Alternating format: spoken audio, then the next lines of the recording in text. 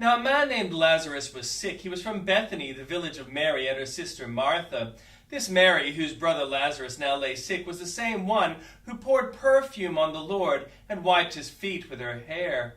So the sisters sent word to Jesus, "Lord, the one you love is sick." When he heard this, Jesus said, "This sickness will not end in death. No, it is for God's glory, so that God's Son may be glorified through it." Now Jesus loved Martha and her sister and Lazarus. So when he heard that Lazarus was sick, he stayed where he was 2 more days. And then he said to his disciples, "Let us go back to Judea." "But Rabbi," they said, "a short while ago the Jews there tried to stone you, and you are going back?" Jesus answered, "Are there not 12 hours of daylight? Anyone who walks in the daytime will not stumble, for they see by this world's light. It is when a person walks at night that they stumble, for they have no light." After he had said this, he went on to tell them, "Our friend Lazarus has fallen asleep, but I am going there to wake him up." His disciples replied, "Lord, if he sleeps, he will get better." Jesus had been speaking of his death, but his disciples thought he meant natural sleep. So then he told them plainly, "Lazarus is dead, and for your sake I am glad I was not there, so that you may believe, but let us go to him." Then Thomas, also known as Didymus, said to the rest of the disciples, "Let us go, that we may die with him." On his arrival, Jesus found that Lazarus had already been in the tomb for 4 days. Now, Bethany was less than 2 miles from Jerusalem, and many Jews had come to Martha and Mary to comfort them in the loss of their brother. When Martha heard that Jesus was coming, she went out to meet him, but Mary stayed at home. "Lord," Martha said to Jesus, "if you had been here, my brother would not have died. But I know that even now God will give you whatever you ask." Jesus said to her, "Your brother will rise again." Martha answered, "I know he will rise again in the resurrection at the last day." Jesus said to her, "I am the resurrection and the life. The one who believes in me will live even though they die, and whoever lives by believing in me will never die. Do you believe this?" "Yes, Lord," she replied. "I believe that you are the Messiah, the Son of God, who is to come into the world." After she had said this, she went back home and called her sister Mary aside. "The teacher is here," she said, "and is asking for you." When Mary heard this, she got up quickly and went to him.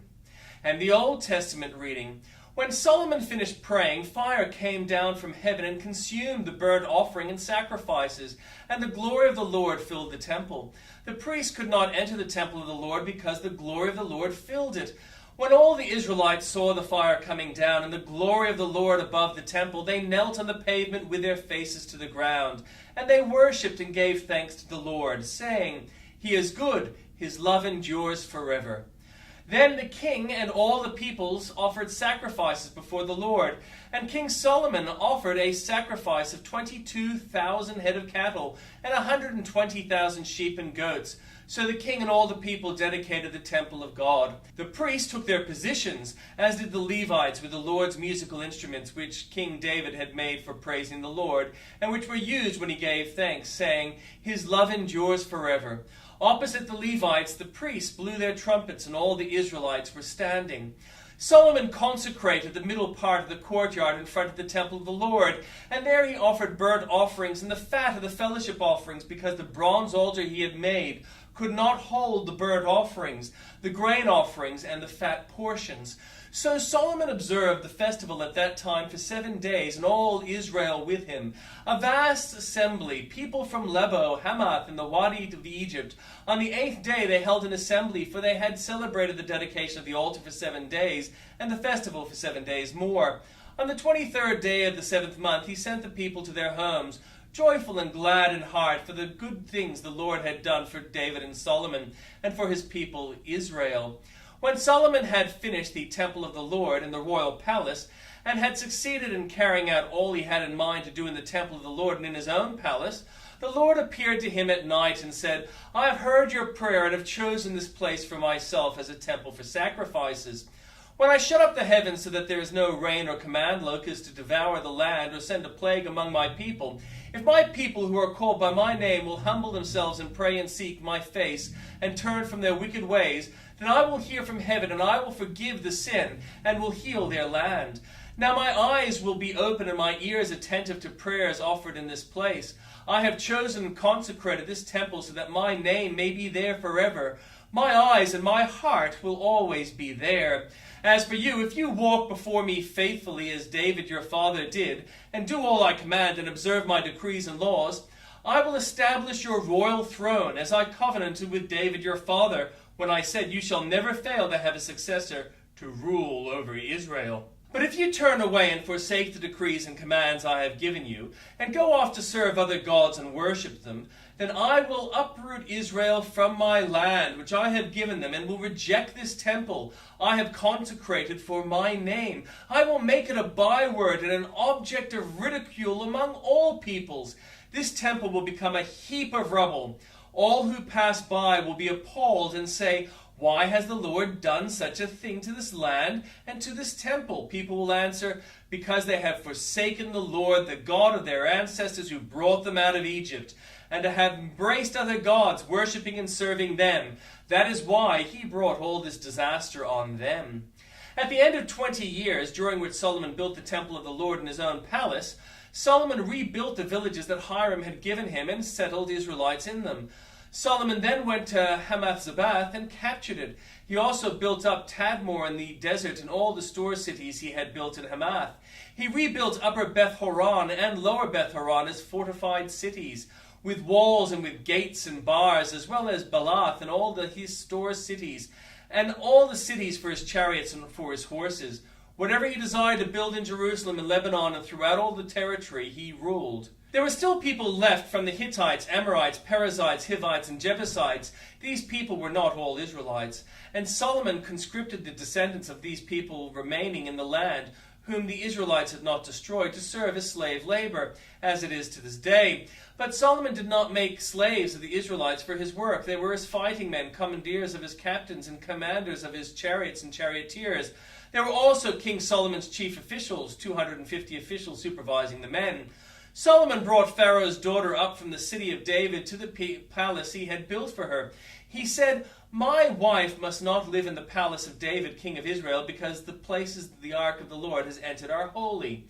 On the altar of the Lord that he had built in front of the portico, Solomon sacrificed burnt offerings to the Lord, according to the daily requirement for offerings commanded by Moses for the Sabbaths, the new moon, and the 3 annual festivals, the festival of unleavened bread, the festival of weeks, and the festival of tabernacles. In keeping with the ordinance of his father David, he appointed the divisions of the priests for their duties, and the Levites to lead the praise and to assist the priests according to each other's requirement. He also appointed the gatekeepers by division for the various gates, because this was what David, the man of God, had ordered. They did not deviate from the king's commands to the priests, to the Levites in any matter, including that of the treasuries. All Solomon's work was carried out from the day of the foundation of the temple of the Lord was laid until its completion. So the temple of the Lord was finished. Then Solomon went to Ezion-Geber and Elath to the coast of Edom, and Hiram sent ships commanded by his own men, sailors who knew the sea. These, with Solomon's men, sailed to Ophir and brought back 150 talents of gold, which they delivered to King Solomon. When the queen of Sheba heard of Solomon's fame, she came to Jerusalem to test him with the hard questions, arriving with a very great caravan, with camels carrying spices, large quantities of gold, and precious stones. She came to Solomon and talked with him about all she had on her mind. Solomon answered all her questions. Nothing was too hard for him to explain to her.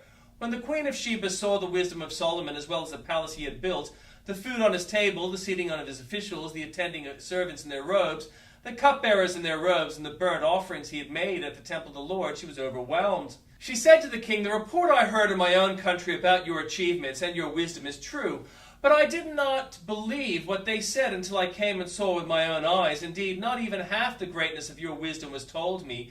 You have far exceeded the report I heard. How happy your people must be, how happy your officials who continually stand before you and hear your wisdom. Praise be to the Lord your God, who has delighted in you and placed you on his throne as king to rule for the Lord your God.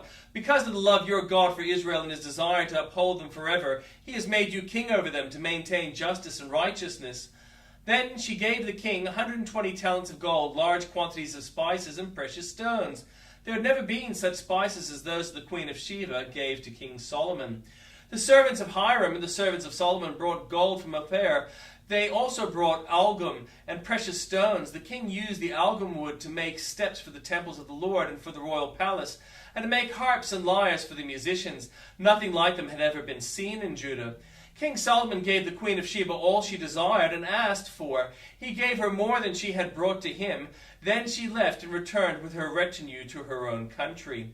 The weight of gold that Solomon received yearly was 666 talents, not including the revenues brought in by merchants and traders. Also, all the kings of Arabia and the governors of the territories brought gold and silver to Solomon.